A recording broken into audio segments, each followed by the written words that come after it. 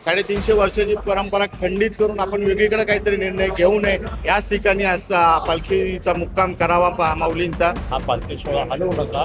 स्थानिक कार्यकर्त्यांच्या नागरिकांच्या भावना खूप तीव्र आहेत, कारण की हा एक प्रकारची नाळ जुळल्या गेली वर्षानुवर्ष. इथं जागा न पुन्हा संबंध येत नाही. वाद असं काय कुणाचा झाला होता ते आम्हाला ते कळलं नाही की वाद झाला होता, कुणाबरोबर वाद झाला होता ते त्यांनी सांगावं ना आम्हाला. आणि हा वाद झाला तर हा वाद कुणापर्यंत पोहोचला होता आणि त्याची दखल कुणी घेतली, त्यामुळे तुम्ही पालखी स्थलांतर करणार का? दोन लोक आणि त्यांच्यात वाद झाला म्हणून तुम्ही हा निर्णय घेता, प्रशासनाचा चुकीचा निर्णय आहे.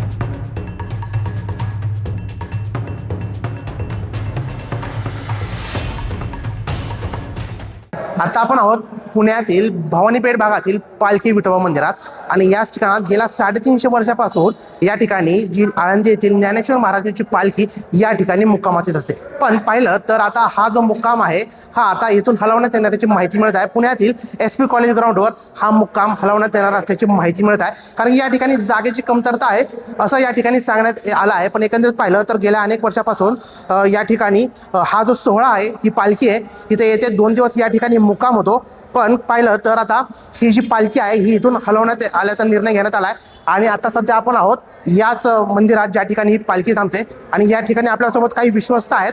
आपण त्यांच्यासोबत चर्चा करूया, नेमकं काय आहे त्यांचं म्हणणं आपण त्यांच्याकडून जाणून घेऊया. आम्हालाही 2 दिवसापूर्वीच माहिती कळली अशी की इथला मुक्काम सप महाविद्यालय किंवा अजून पर्यायी जागा विश्वस्तांकडनं विचारात आहे. त्याचं कारण दिलं जातं की मंदिराची जागा अपुरी पडते. पण आता तुम्ही बघताय मंदिरात प्रशस्त आहे, ठीक आहे, थोड्या त्रुटी आहेत, व्यापारपेठ आहे, रस्ते छोटे आहेत आणि त्या त्रुटी आम्ही आमचे स्थानिक कार्यकर्ते विश्वस्त यांच्याशी चर्चा न करता ही 350 वर्षाची परंपरा खंडित करून एक कुणाशी संवाद न साधता हा निर्णय होणं हे आमच्या स्थानिक लोक किंवा मंडळं किंवा इथले जे काही कार्यकर्ते आहेत विश्वस्त आहेत. आणि तुम्ही विचार केला तर 500 मीटरवर निवडुंगा विठोबा देवस्थानला तिथं जगद्गुरू तुकाराम महाराजांची पालखी येते, त्यात 500 मीटरवर आज माऊलींची पालखी इथे असते. इथं येणारा भाविक या दोन्ही पालख्यांचं 5 ते 10 मिनिटात दर्शन घेऊ शकतो. आज इथला वारकरी संप्रदाय, इथं प्रत्येक घराघरात 5 वारकरी ही आमच्या पूर्वजांनी शिकवलेली परंपरा आहे आणि ती आज आम्ही अखंड चालू ठेवलेली आहे. म्हणजे ज्यावेळेस मार्च एप्रिल येते, ज्यावेळेस या सगळ्या नियोजनाचा आम्हाला आढावा येतो किंवा निरोप येतो की माऊली या दिवशी येणारे जगद्गुरू तुकाराम महाराजांची पालखी या दिवशी पुण्यात मुक्कामी, त्यावेळेस आमचा उत्साह दुगणत होतो. त्या तारखेला आमच्या सगळ्या कार्यकर्त्यांचे इथल्या सगळ्यांच्या नियोजन बैठका चालू होतात. त्याप्रमाणे कुठलीही गोष्टीची कमतरता पडू नये या स्वागतासाठी आम्ही सज्ज असतो. आणि अचानक हा सर्व धक्का कार्यकर्त्यांना देणं किंवा इथल्या स्थानिक लोकांना देणं, 350 वर्षाची परंपरा खंडित करून आपण वेगळीकडे काहीतरी निर्णय घेऊ नये हे आपल्या माध्यमातून मी विश्वस्तांना, पालखी प्रमुखांना विनंती करतो की कृपया आपण याच ठिकाणी असा पालखीचा मुक्काम करावा माऊलींचा. काही त्रुटी असतील संवादाने चर्चेने आम्ही नक्कीच सगळे स्थानिक कार्यकर्ते, नेते, सर्वपक्षीय कार्यकर्ते इथे एकत्र येऊन त्रुटी सोडू. आज भरभक्कम निधी महापालिकेने याच वर्षी 10 कोटीचा निधी या मंदिरासाठी मंजूर केलेला आहे. नक्कीच पुढच्या वर्षी इथं चित्र वेगळं असेल. म्हणजे 1 वर्षाकरता हा वाद करून काही उपयोग होणार नाही आहे किंवा काहीतरी वेगवेगळं मळलं जाण्यात अर्थ नाही. इथं नक्कीच पुढच्या वर्षी वेगळं चित्र असेल. नक्कीच आम्ही हे 100% सांगतो. आम्ही परवा आळंदी देवस्थानच्या विश्वस्तांना पत्र द्यायला गेलो होतो की बाबा तुम्ही हा पालखी सोहळा आहे तिथे थांबून द्या, तुम्ही हा पालखी सोहळा हलवू नका. स्थानिक कार्यकर्त्यांच्या नागरिकांच्या भावना खूप तीव्र आहेत, कारण की हा एक प्रकारची नाळ जुळल्या गेली वर्षानुवर्ष. माझ्या वडिलांपासून आजोबांपासून जे आम्ही सगळं बघत आलोय, किती पिढी हे आम्हाला पण नाही माहिती. तर तरी सांगितलं ना इथं जागा पुरत नाही. अहो म्हणलं इथं जागा न पुन्हा संबंध येत नाही. वारकांची सगळी सोय होती, ट्रक असतात त्यांचे ट्रक पार्किंग होतात, वारकांना जागा फिरायला असतील, दर्शनाला लोकांना नागरिकांना जागा असेल.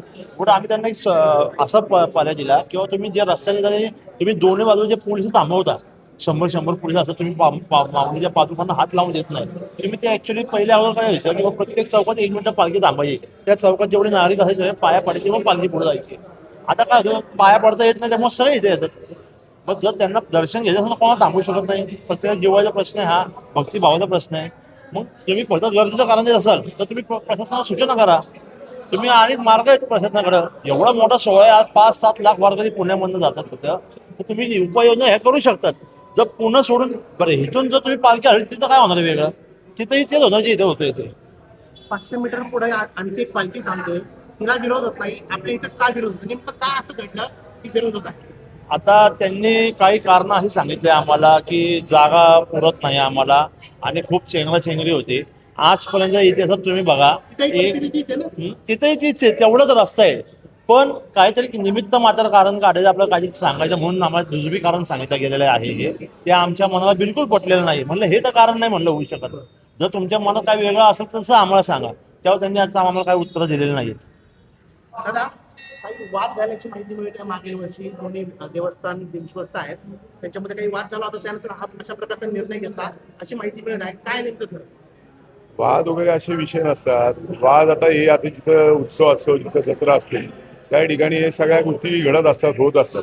आणि ही वर्षानुवर्षीची परंपरा आहे ना. आणि अचानकच तुम्हाला आता कसं काय तुम्हाला सुचलं की वाद झाला म्हणून आपण पालखी स्थलांतर केली पाहिजे? पालखी जी आजपर्यंत जी पालखी चालत आली या ठिकाणी, ही परंपरा आहे. ही खंडित होऊ नये, यामध्ये कुणी पाप करू नये. हे खूप मोठं षडयंत्र करून हे पाप करण्याकरता जे काय प्रयत्न जे काय करणारे जे लोक असतील. पण वाद झाला होता. वाद असं काय कुणाचा झाला होता ते आम्हाला ते कळलं नाही की वाद झाला होता. कुणाबरोबर वाद झाला होता ते त्यांनी सांगावं ना आम्हाला. आणि हा वाद झाला तर हा वाद कुणापर्यंत पोहोचला होता आणि त्याची दखल कुणी घेतली? त्यामुळे तुम्ही पालखी स्थलांतर करणार का? कुणी किरकोळ या परिसरामध्ये जर वाद जर होत असतील, उत्सव आहे त्यामध्ये छोट्या मोठ्या काही गोष्टी गालबोट लागत असतात. पण पालखीला जे काय व्यवस्था जे काय लागतात आजवर, या सगळ्या इथं चांगल्या सुखसोयी इथं झालेल्या आहेत, होत आहेत आणि भविष्यामध्ये देखील चांगल्या प्रकारे होणार आहे. आणि महानगरपालिका देखील यामध्ये, प्रशासन यामध्ये पूर्ण लक्ष घालून काम करत असतं. या परिसरात सर्व मंडळ लक्ष घालत असतं, चांगलं काम करत असतं. मला एवढंच या ठिकाणी सांगायचंय, वारकऱ्यांकरता वारकरी भवन या ठिकाणी आहे. या ठिकाणी आलेल्या प्रत्येक माणसाला इथं दर्शन मिळतं. या ठिकाणी आलेल्या प्रत्येक वारकऱ्याला इथं सगळ्या सुखसोयी मिळतात. तर इथं अडचणीचा काय विषय?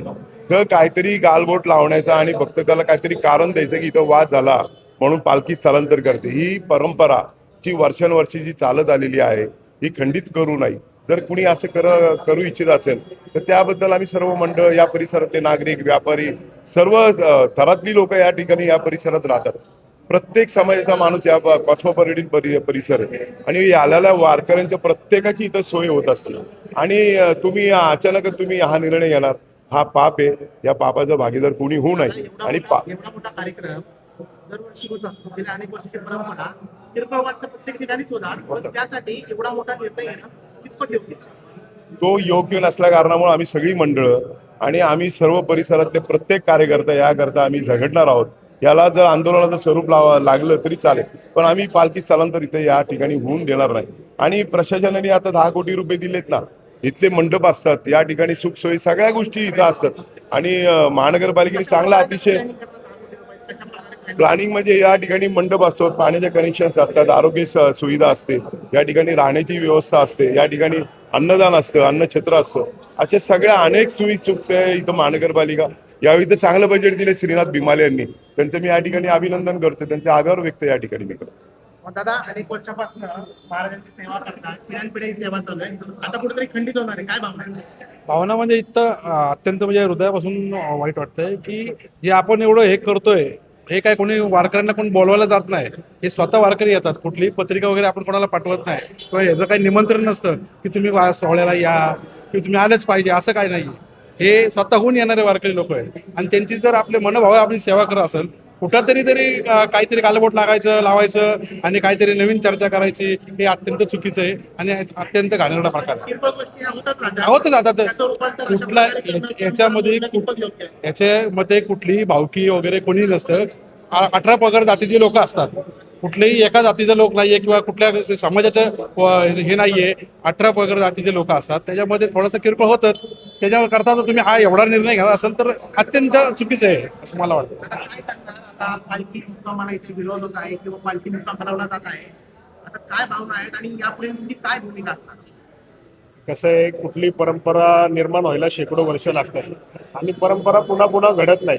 तर ही जी 350 वर्षाची जी परंपरा आहे, हा वाद कशामुळे होतोय तर ज्या काही थोड्याफार त्रुटी आहेत त्याच्यामुळे होतोय. तर या त्रुटी कशा सोडवता येईल याच्याकडे लक्ष दिलं पाहिजे आणि त्या त्रुटी कसं काय सोडवता येतील तर त्याच्यासाठी सर्वोत्तम उपाय म्हणजे संवाद आहे. तर तो संवाद घडावा अशी आमची इच्छा आहे.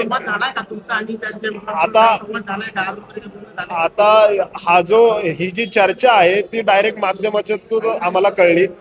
असा काही विषय होणार आहे आमच्या स्वप्नात देखील नव्हतं, पण आता हे डायरेक्ट कळल्यामुळं आता हा पुढचा विषय चालू झालाय आणि आम्हाला आता इथून पुढे अपेक्षा आहे की संवाद घडेल आणि इथं जी ही 350 वर्षाची परंपरा आहे ती पुन्हा इथंच चालू राहील. संवाद करणार का त्यांच्यासोबत जर हो तुम्हाला नक्कीच नक्कीच संवाद नाही, आम्ही विनंती करेल आमची त्यांनी जे काही आम्हाला त्रुटी सांगाव्यात किंवा जे काही त्यांच्याकडनं आम्हाला सल्ला मिळेल त्याप्रमाणे जे काही नियम मिळतील त्याप्रमाणे आम्ही सर्व मंडळं किंवा सर्व कार्यकर्ते इथले विश्वस्त काम करायला तयार आहोत.